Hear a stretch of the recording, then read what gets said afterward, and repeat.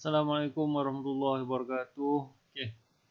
So untuk kali ni saya nak sambung yang hari tu, yang kelas hari tu kita berhenti sampai setakat circle. So kita ada lagi arc, polygon dan semua ni.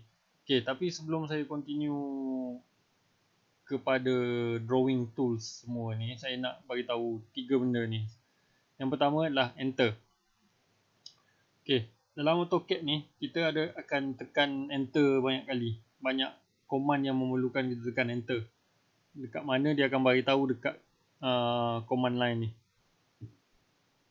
Dekat command line akan bagi tahu. So bila kita masukkan input apa-apa dekat command line, kita kena tekan enter. Contoh saya tekan line L. Shortcut untuk line lah L.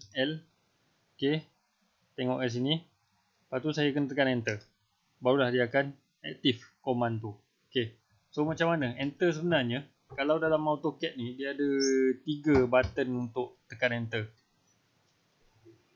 Okey, untuk enter tu dia ada 3 cara kalau kita nak enter. Yang pertama adalah tekan enter key tu sendiri. Yang kedua, kita boleh tekan pada spacebar. Tahu spacebar? Kalau kita menaik tu yang kita tekan untuk senggang tu. Okey, tu spacebar. Dan yang ketiga adalah klik kanan pada mouse. So ikutlah kalau kata selesa yang mana-mana. Tapi ini cara untuk enter. Next, yang kedua adalah untuk escape. Kenapa escape? Escape ni sebenarnya lepas kita buat satu command, contoh line. Okay. So kita tarik satu pergi ke tempat yang kita nak tuju atau panjang tu berapa. Lepas tu command ni dia still akan aktif. So macam mana kita nak habiskan command tu untuk finish kan, kita tekan escape. Okay, satu lagi, enter juga untuk finish command. So satu lagi, line juga, saya guna contoh line. So kita tarik, lepas tu habis kat sini. So macam mana nak habiskan command ni, kita boleh tekan enter. 3 cara untuk tekan enter tu, so pilihlah salah satu. Okay. Alright, so ni adalah macam basic lah ni untuk enter, escape. Okay, kita sambung pada drawing yang hari tu. Ni hari tu saya habis kat sini untuk yang circle semua ni. So saya dah lukis satu lagi petak untuk apa, untuk memudahkan buat ni lah, buat yang seterusnya ni arc. Okey, petak ni panjang untuk yang melintang ni adalah 10 dan tinggi ni tak silap tadi 5 saya buat. Okey. So macam mana untuk arc ni? Lengkung. Arc ni lengkung. Arc ni sebenarnya adalah bulatan lah, satu bulatan penuh yang kita contoh macam yang ni, tengok cursor ni. Okey. So contoh bulatan penuh ni bulatan penuh. Kalau kita potong yang belah bawah ni, okey, kita potong yang belah bawah ni, dia akan jadi lengkung, dia akan jadi arc. So macam mana kalau kita tak nak buat bulatan lepas tu potong? So kita nak buat dia arc saja, separuh je. Okey. So dia ada banyak option kat bawah ni. So yang pertama adalah 3 point. 3 point ni macam mana? 1 2 ni. Okey. Tak, yang ni silap sikit dia. Okey, patutnya macam ni. Start kat sini, habis dia kat sini. Lepas tu kita nak melengkung dia tu berapa banyak lengkungan tu. Biasanya kena buat benda ni ada ukuran lah. Kalau tak ada ukuran, macam ni je lah. Dia akan jadi macam okey, lebih kurang macam tu lah. So ni macam bulatan yang touch pada 3 point. 1, 2, 3 point. Okey, ni option yang pertama. Tapi yang ni jarang pakai. Yang biasa pakai lah ni, yang 1, 2, 3 ni. Start. Yang kedua lah start, center, end. Okey. Start, center, end. Okey. So satu lagi, PA perangai arc ni, dia akan buat benda lengkung tu melawan jam. So kalau kita start kat sini, end point. Okay, start ni center dia. So yang ni end dia. Okay. So tadi saya cakap dia akan buat melawan jam, betul tak? So inilah jadi dia. Tapi macam mana kalau awak buat, tadi saya start saya punya arc ni, lengkung saya ni saya start dari belah kanan. Macam mana kalau awak start dari belah kiri? Okay, start center end juga. Kita start dari belah kiri, start kat sini, titik tengah dia kat sini, dan habis dia kat sini. Dia akan lukis macam ni. Dia akan lukis melawan jam. Dia akan mulakan ikut lawan jam tak? Macam mana pun. Bukannya dia ikut jam. Kalau ikut jam, dia akan lukis belah atas ni. Okay. Kenapa? Nanti sekejap lagi saya explain. Okay. So yang ni saya tukar color kepada warna kuning. Okay. Sebabnya saya nak lukis yang next pula. Next, kita ada option yang kedua. Start center angle. Okay. Start center angle. So, saya akan mulakan saya punya arc ni dari belah kanan juga. Okay. Start kat sini. Center dia kat sini, kat tengah ni. Center. Lepas tu, tengok ni. Tengok bawah ni, dekat command line ni. Command line ni adalah cara AutoCAD berkomunikasi dengan kita. Apa yang dia nak. So, sekarang ni dia nak angle. Berapa? So, katakan saya masukkan 75. Okay. Tak berapa nampak sebenarnya dia kat sini. Ni. Yang tadi saya lukis warna kuning, yang ni saya tukar. Saya tukar kepada color, let's say color biru. Nampak tak? Boleh lah. Okay. So, ni 75. Okay, 75. Macam mana kalau saya lukis lengkung yang sama, start center angle tapi dari belah kiri. So, start dari sini. Center dia kat sini. So, saya masukkan pula 130. Dia akan duduk kat bawah. Kenapa? Tadi saya cakap, macam-macam mana pun, lengkung ni dia akan lukis daripada point mula kita ni ikut lawan jam. So, ni lah lawan jam dia. Kat bawah. Okay, so yang ni saya colorkan warna biru. Okay. Kalau ingat lagi tadi, yang ni, saya lukis dia sebanyak 75 degree. Yang ni pula saya lukis dia 100, berapa tadi Allah lupa, 130 135 degree. Macam tu lah, lebih kurang. Tak apa, kita ukur. So, kenapa yang ni adalah 75 degree? Macam mana dia nak explain dia punya degree ni? Sebenarnya macam ni. Dua-dua lengkung kita ni, center dia kat tengah ni, betul tak? So, saya lukis satu line tambahan. Kat sini. Okay. So, saya extend ke bawah sikit. Okay. So, apa sebenarnya yang berlaku kat sini ni? AutoCAD ni, cara pengiraan angle dia yang default. Maksudnya kalau tak ubah apa-apa macam tu lah cara kira dia adalah mengikut lawan jam. So, sebenarnya kosong. Text. Okay. Kosong atau 360 darjah akan duduk dekat garisan yang ni. Ni adalah garisan kosong atau 360 darjah. Okay. Next. Dekat atas ni berapa pula? Sebabnya dia start, dia akan ikut lawan jam. So, yang kat sini akan jadi 90. So, kat sini akan jadi berapa pula? Sini akan jadi 180 darjah.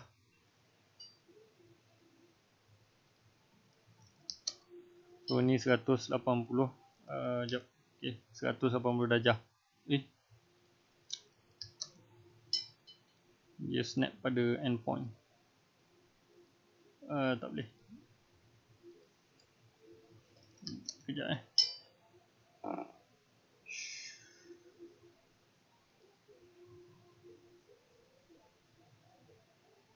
180 darjah. So, next adalah kat sini.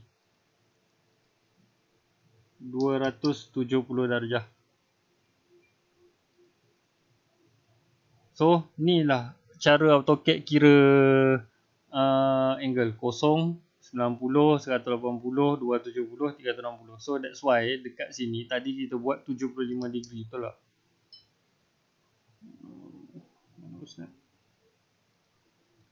Okay, sini ke sini. Ni kalau kita ukur sebenarnya sepatutnya dia adalah sini ke sini. Tengok tu 75 degree yang kita ukur tadi tu. Yang ke bawah ni pula, okay, daripada sini, ni sekarang ni akan jadi line kosong, 0 degree sekarang ni. Ke sini adalah 130. Ni kosong, dia akan kira dari sini sampai ke sini 130 darjah. So that's why kalau kita mulakan dari arc ni akan lukis ikut lawan jam. So that's why kalau kita mula dari kanan 75 degree, ni rupa dia. Tapi kalau kita mulakan dari belah kiri 130 darjah, ni rupa dia. Dan degree yang kita masukkan tu adalah bukaan daripada titik tengah sebenarnya. Okay. Next, kita ada satu lagi. Start center length. Okay, macam mana pula start center length? So kita ambil option ni. Start dia dari kanan juga. Center dia duduk kat tengah ni juga. Dan dia akan tanya length of chord ni berapa. So keseluruhan panjang ni 10. Let's say saya masukkan tu 8. Okay, tak berapa nampak kan dia sebenarnya duduk kat sini. Yang ni saya buat warna merah. Okay, apa sebenarnya 8 tu? Ukuran yang macam mana sebenarnya 8? So 8 ni sebenarnya dia macam ni. Okay, align dimension daripada sini ke sini. Ni adalah 8. Ukuran 8 tu adalah daripada start point dengan radius ni, radius yang sama. Sebabnya dia akan guna radius daripada sini ke sini. Dia akan guna jejari daripada center ke midpoint ni juga. Cumanya ukuran dari sini ke sini adalah 8. Tu maksud dia start center length. Next, kalau kita apa kata tadi mula dari kanan. So kalau kita mula dari kiri, sama juga start center length. Kalau kita mula dari kiri, pergi ke center kita. So dia akan tanya juga length of chord ni berapa. Kalau kita masukkan tadi 8 panjang tu, cuba kita masukkan 12.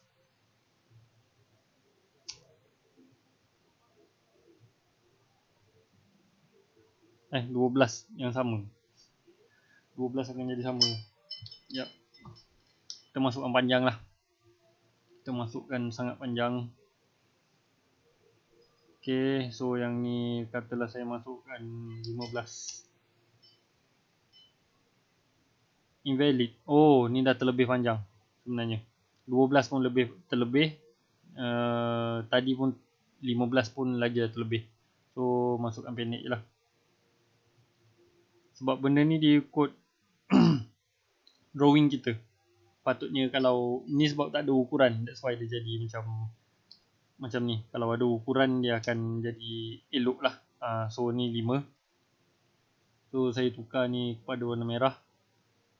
So 5 tu sebenarnya adalah daripada start point sampai ke hujung ni. Inilah 5. Okay, ni untuk arc. Yang bawah-bawah ni boleh cuba sebab kalau tak nanti. Yang ni jarang guna, satu kita jarang guna, satu lagi panjang nanti. Okay, rectangle. Rectangle ni sebenarnya nak lukis segi 4 je. So selain daripada guna command rectangle ni sendiri, boleh juga kita gunakan polyline je. Sebabnya rectangle saya ada masalah sikit. Nanti kalau rectangle saya ni dah okey, nanti saya tunjukkan balik. Sebab rectangle saya jadi tebal. Tak tahu kenapa. Mungkin AutoCAD ada ni kot. Ada salah setting sikit saya ni. Okay, cuma saya nak explain untuk polygon. Untuk polygon. Kalau dalam manual drafting, kita ada belajar 2 jenis polygon. Satu dalam bulatan dan satu lagi luar bulatan. Tu, ada dekat video dia tu. Okay, tak apa. So, untuk bagi nampak polygon ni, saya akan lukis bulatan. Okey.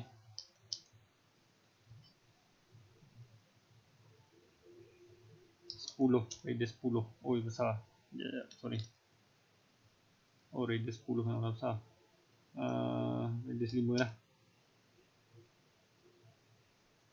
Okey, kita move sikit.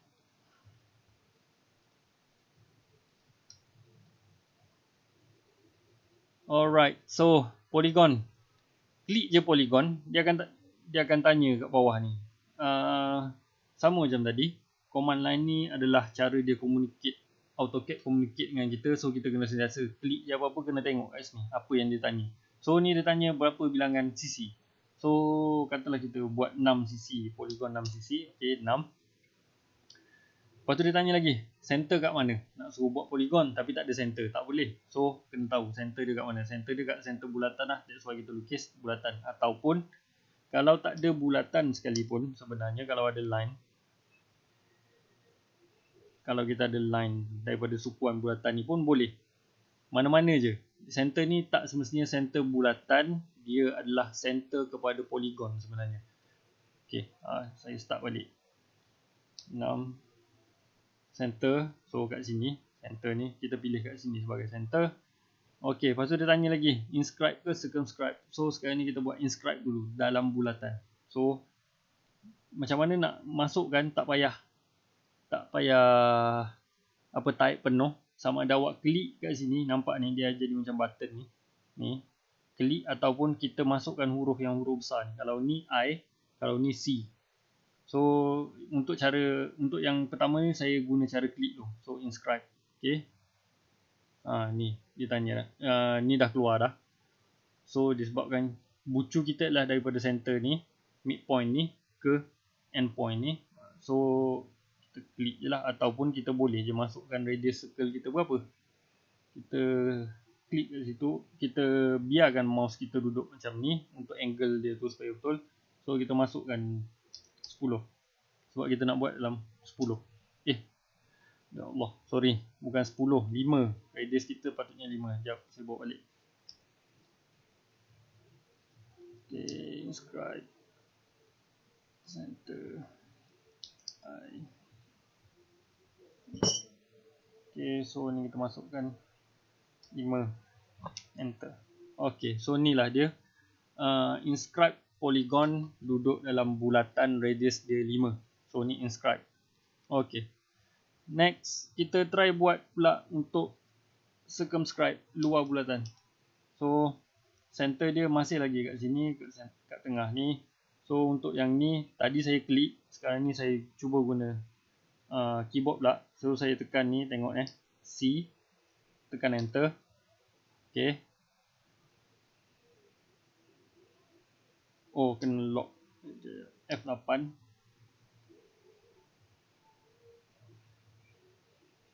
So kita nak ke macam ni, bentuk dia macam tu. So dia akan tanya pula radius of circle. So radius circle tadi 5 kan. So yang ni pun sama, kita masukkan 5. Okay, tengok yang ni inscribe. Okay, saya tukar color. Yang warna merah ni inscribe, yang warna biru ni adalah circumscribe. Okay. So apa yang dimaksudkan dengan 5 jarak 5 tu sebenarnya? Yang ni dah ada explain dalam nota, tapi saya explain sekali lagi. Kita gunakan ni daripada sini ke sini 5. Sebenarnya dia adalah, kalau inscribe jarak dari center ke bucu, tu yang bermaksud 5 tu. Tapi kalau circumscribe yang luar bulatan ni, dia sebenarnya adalah daripada center pergi ke jap, dia tak boleh pakai macam ni. Center pergi ke sisi. Lain tu. Yang ni center ke bucu untuk inscribe. Kalau circumscribe dia center ke sisi ni. So ni jarak dia 5. Sebab apa? Kalau kita ukur sini ke bucu, lain lah. Jarak dia lain.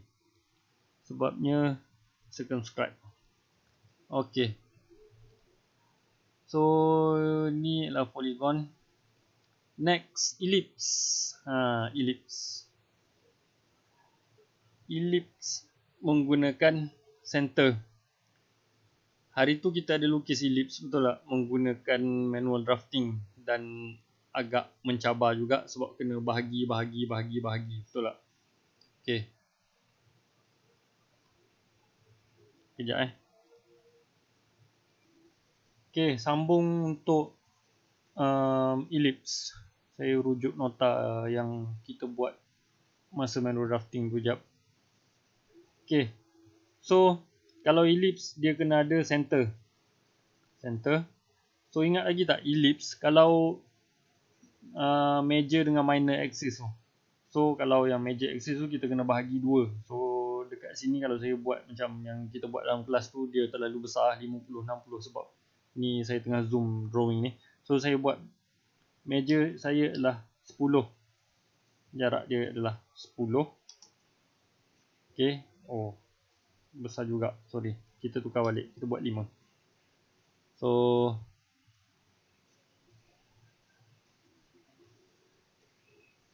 saya buat kat mana-mana je ni sebab tak ada drawing. So, dekat sini je. Okay, kita buat major axis kita 5. 55. Okay. Minor kita berapa? Katalah 2. Macam tu je. So, ni line ni ke sini dan ni ke sini.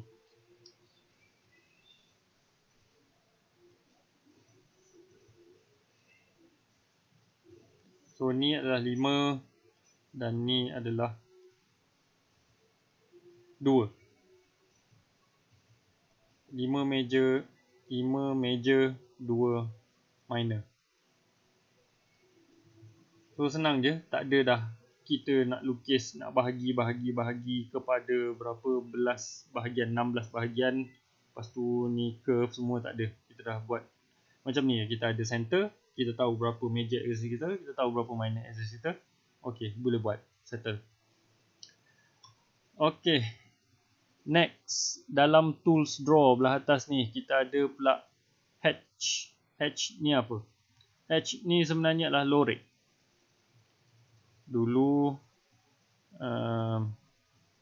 kita ada juga lorek-lorek, terutama untuk bahagian sectional. So, kali ni senang. Kita klik je hatch.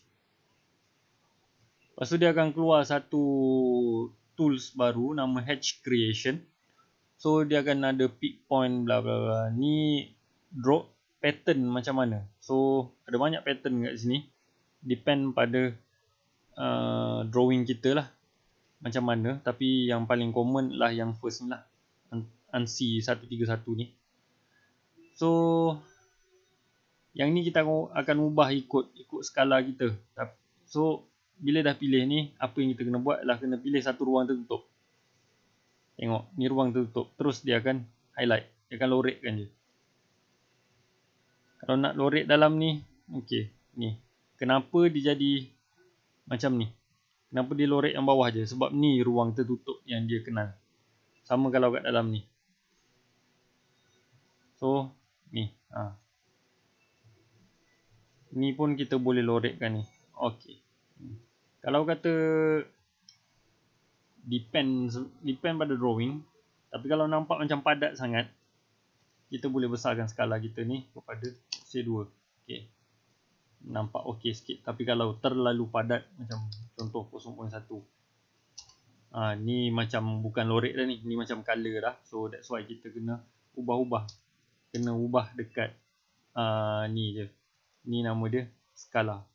So bila dah siap buat hatch semua ni, kita close je hatch editor. So drawing kita dah siap berlorek.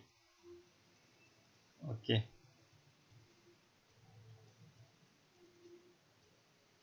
Sekejap saya tunjuk sikit lagi. untuk draw ni yang paling basic digunakan, tapi kalau nak yang lagi advance ada kat bawah-bawah ni. Kita akan ada ni untuk measure je ni. Divide, kita nak bahagikan.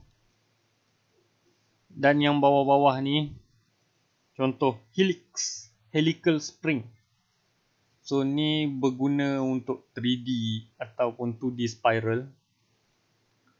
So ni spring lah, spring kereta, spring motor tu kan dia helix, tu kita panggil helix. So ni adalah cara nak create dia lah.